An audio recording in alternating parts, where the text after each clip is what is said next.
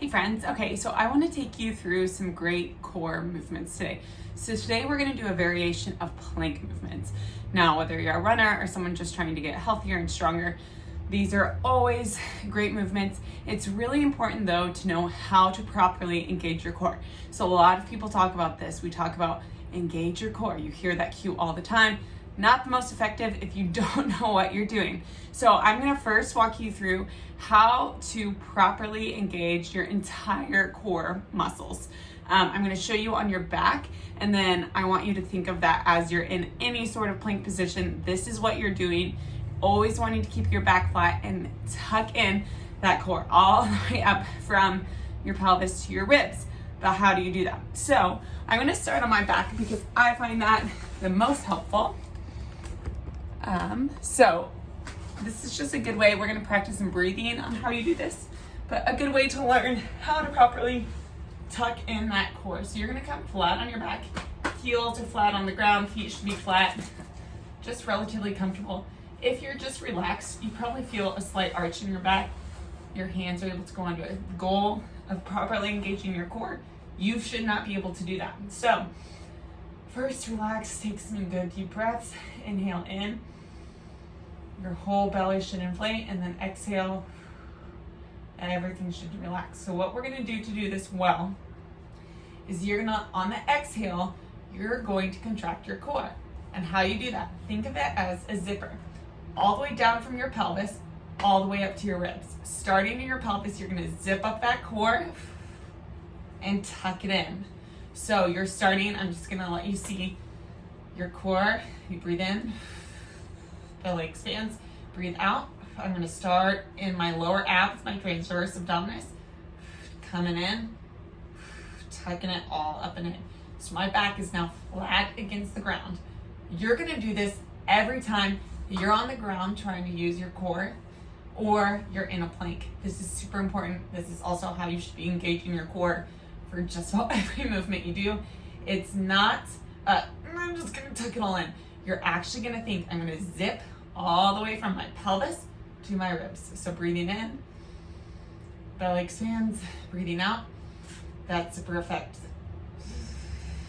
And you should contract all the way up to these upper abs, and you should feel those low transverse abdominis. So right in between those hips, you should feel those transverse abdominis engage.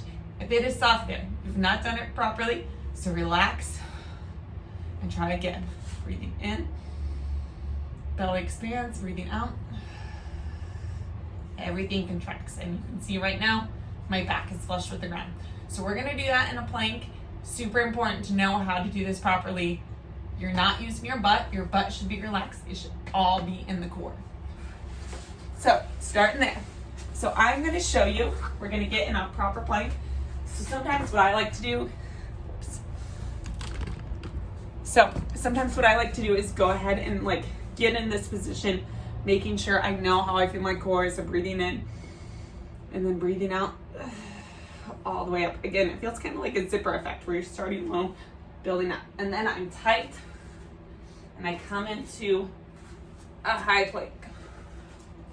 You're gonna notice my butt isn't way up here. It's also not sinking down here. Also, my core is not relaxed, so I'm not even like this. I'm gonna pull up, weight is over my shoulders. And if you are in the right position, this should feel challenging from the get-go.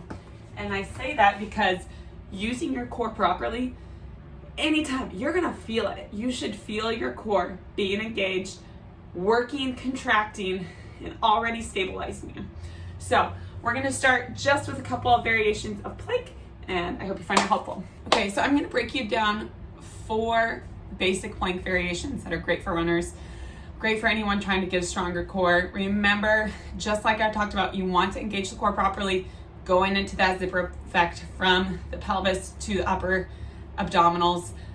Using that core and engaging it properly is going to be essential to getting the most out of these. So I'm just gonna start with 4 movements. Again, we're getting into that high plank position. Most of these you can even do from the elbows. So if that's easier, that's fine. You can also always do plank variations from your hands elevated. So if the floor is too hard and you can't properly keep that core engaged, again, the zipper effect, keeping it tight, nice and solid, start from the elevated position. That is going to be your best friend. I know a lot of people get discouraged because they're like, oh, but I want to do this.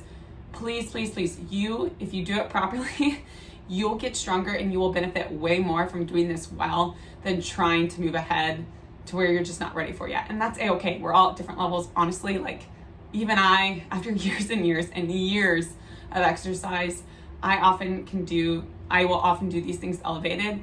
If I'm injured, not feeling great, tired, I will do them elevated and do them well rather than trying to do it when I'm fatigued, worn out, and not doing it well from the ground. So elevated is a-okay, and that is the best way to do it rather than your knees. So let's get started. Okay, so we're gonna start with a spider plank. So a spider plank, you're gonna get in that plank position from either your elbows or your shoulders, or your hands. Weight is always over the shoulders in any sort of plank position. You want your shoulders over your wrists, and your hands are flat against the ground. If you're doing it from your elbows, same thing. You never want your weight to be distributed back here or way up here.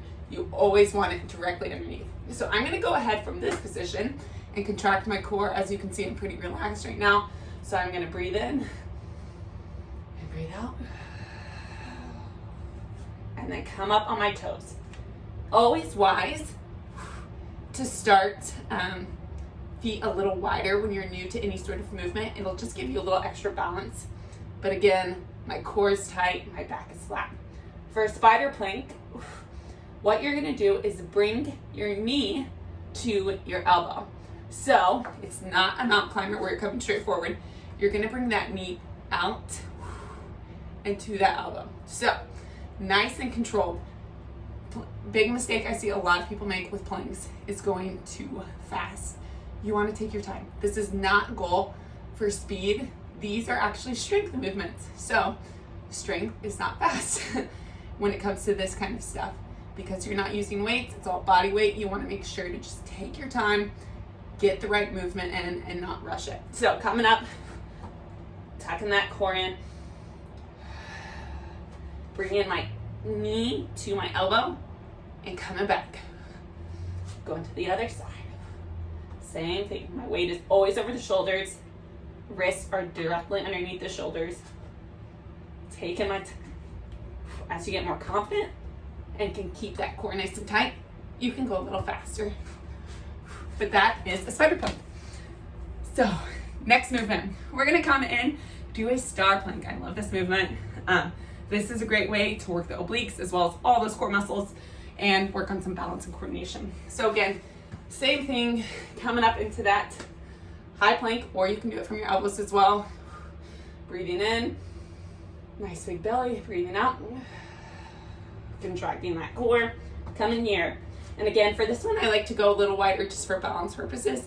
As you get better, you can bring those feet closer, but keeping a wide stance here is really great for this one. So while keeping that core tight, you are gonna come up nice and slow, rotating up, bringing that hand to the ceiling. Let your eyes follow your hand. You're gonna come back down, and then you're gonna go to the other side. You want to keep that core tucked in the whole time as you rotate upwards. Again, if you really want to benefit from this, you're gonna take your time. You're not gonna rush through trying to get in as many reps as possible. Go slow, work the right muscles. Okay, from there, let's go ahead and we are going to talk about banded plank toe taps. So what I like here, I don't know if I have a band available, which I think I don't. So you just get the band-free version. But basically what you do, you would put a band right like along mid-shin level. You don't have to come high, you don't have to go super low, but just above the ankles, right around that mid-shin. You're gonna put the band there. Don't get a super heavy band, especially when starting out with this one. More of it is learn control and engaging the right muscles. So from there, you would again, I like to start on all fours, engage my core properly, breathing out, or breathing in, and expanding that belly, breathing out, zipping that belly up and in, and then you'd come into that high plank. Now you're gonna start with your feet pretty close together for this one. I don't want the feet wide because it's gonna make it super hard. And what you're gonna do from here is bring one foot out and tap it. Come back to center. Other foot out, tap, back to center.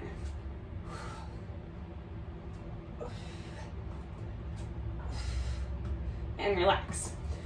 So that one, you're gonna feel your booty work as well as those low abdominals. So those transverse abdominis are gonna be working, which is really important to use a lot for running. I can tell you, as a new mom who just delivered a baby, you use your core, especially that low core, running a lot, and you just don't realize it because it gets pretty strong pretty fast. So that's a great way to strengthen that lower core and build some strong stability. All of these movements, trying to build stability, trying to build strength, take your time, don't rush them. So those are that's only 3 great plank variations. The last one I wanted to show you is a side plank. Now, there are multiple ways to do this. You can do it hand, elbow, knees, toes. I'm gonna show you from the knees because I think that's where most people need to start. So what you're gonna do, sorry for my hoarseness, that's where I'm at right now. What you're gonna do, same thing, always making sure you relax and then tuck that core up and then zipper effect. So what you're gonna do is you're gonna come onto your side. Again, I'm gonna have you start from your knees, not your toes. But what you wanna do, you always want to be straight from your shoulders to your knees through this. So really important, don't let those hips come forward or that butt sit back. You're not gonna get the right effect if you do that. You wanna be in a straight line, straight from your head, shoulders to the knees. So what you're gonna do, again, keeping that core tucked in that zipper position, you're gonna come up on either your wrist or your elbow. And again, you're gonna make sure, some of you are probably gonna have to kind of pull those hips forward a little bit so you are straight from your head, shoulders to your knees. You can also extend that top leg if that feels a little better, or just leave them stacked on each other. But again, nice straight line here. And you're just gonna hold it. Again, so what you wanna do is make sure your hips are not low like this. You're not gonna get the same effect. You're gonna make sure they're pulled up. And again, you're probably gonna need to pull those hips forward a little bit. As a runner, we kind of like to sit back here. You wanna pull them forward so you're in a nice tight position. If you feel good here, and this feels relatively easy, and you can keep those obliques engaged, that inner core engaged, you can come onto your toes. Same thing. Again, this is where it's gonna be easier to dip down. You wanna hold here and keep that top arm right here. You're gonna feel nice, good oblique workout here. And then bring it down. That one is like a high plank where you're just gonna hold it. I promise, just holding it will be very effective. So just remember, key points for that one. Again, that zipper effect with the core, but also making sure you're in a straight line and your hips are up off the ground. You do not wanna let those hips dip.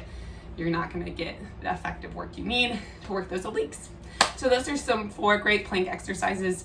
Really find those beneficial. I do those throughout all my training, and some of the best ones you can do as a runner.